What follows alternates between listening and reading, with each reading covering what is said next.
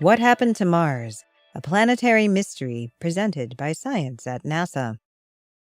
Billions of years ago, when the planets of our solar system were still young, Mars was a very different world. Liquid water flowed in long rivers that emptied into lakes and shallow seas.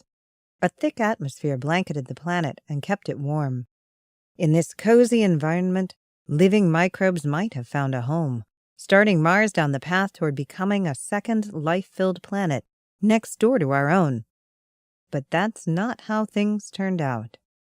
Today, Mars is bitter cold and desiccated.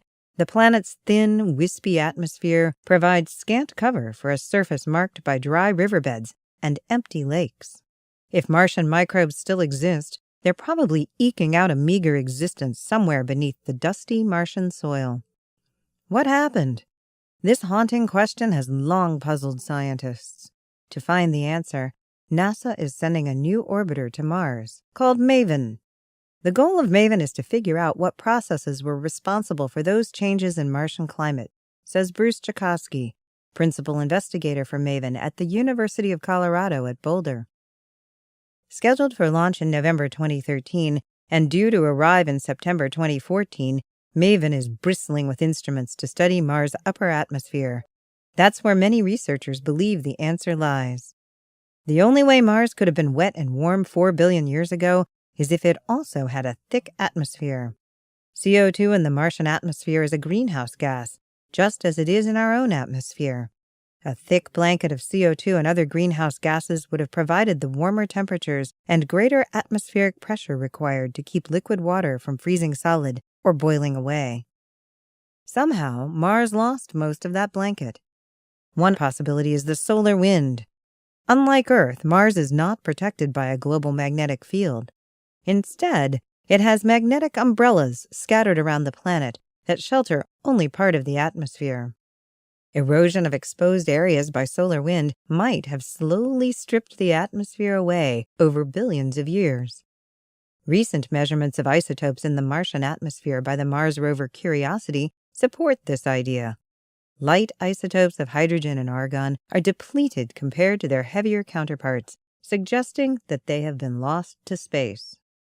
Scientists have also speculated that the planet's surface might have absorbed the CO2 and locked it up in minerals such as carbonate. However, while carbonates have been found on the surface, they aren't present in enough abundance to account for an early, thick atmosphere. MAVEN will be the first mission to Mars specifically designed to help scientists understand the ongoing escape of CO2 and other gases into space. The probe will orbit Mars for at least one Earth year. At the elliptical orbit's low point, MAVEN will be 125 kilometers above the surface. Its high point will take it more than 6,000 kilometers out into space.